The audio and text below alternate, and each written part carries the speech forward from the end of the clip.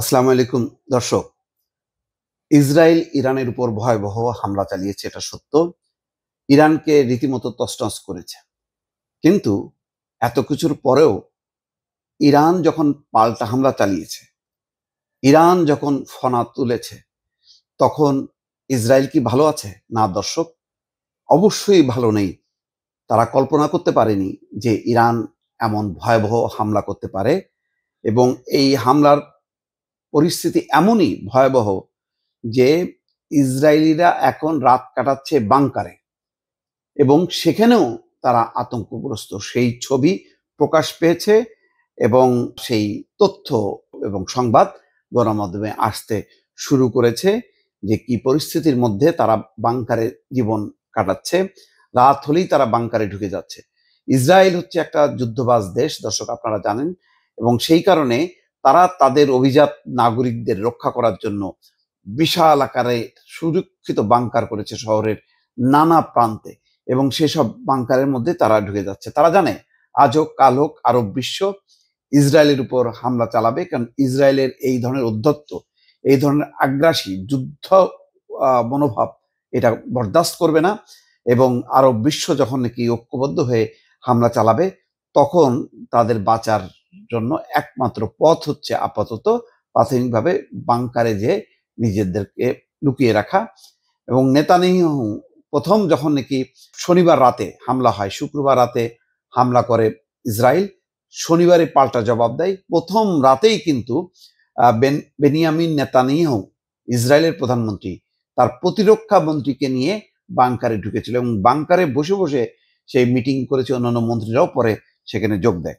যাই হোক, এখানে একটা খবর বের হয়েছে, ইসরায়েলিদের রাত কাটছে বাংকারে, সেখানেও আতঙ্ক। IRN এর প্রতিবেদন, সেই প্রতিবেদনে বলা হচ্ছে ইসরায়েলিরা গত শুক্রবার থেকে দিন রাতের বেশিরভাগ সময়, শুধু রাতে না দিনের বেলাতেও, দিন রাতের বেশিরভাগ সময় ভূগর্ভস্থ আশ্রয় কেন্দ্রগুলোয় অবস্থান করছেন।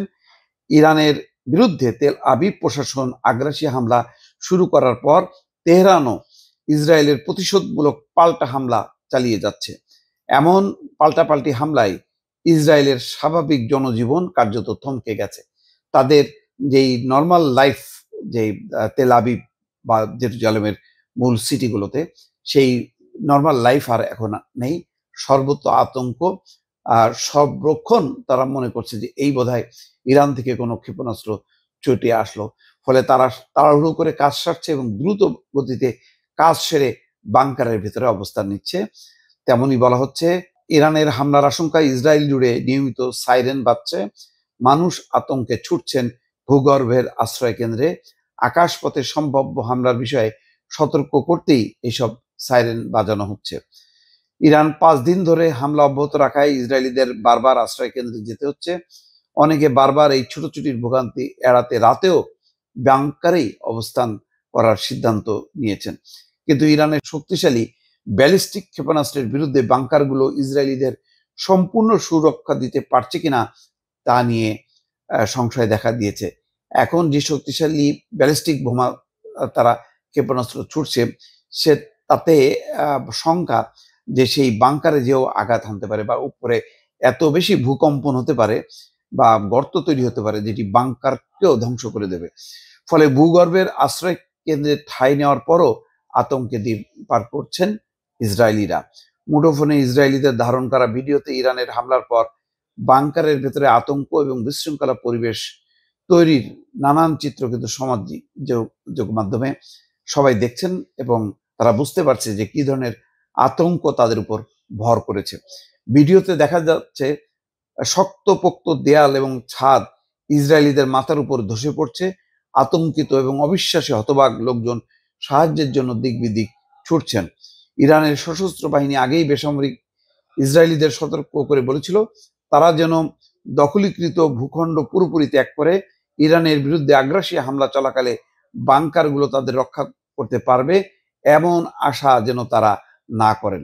অর্থাৎ ইসরায়েলিরাও কিন্তু ওই সাধারণ ইসরায়েলিদের, ইরানও কিন্তু সাধারণ ইসরায়েলিদের সতর্ক করছে যে তোমরা এই দখলকৃত এই তেল আবিব বা মূল শহরগুলো ছেড়ে চলে যাও, নতুবা বাংকারেও তোমাদের যে ঠাঁই নিলে যে রক্ষা পাবে এমন কোনো নিশ্চয়তা নেই।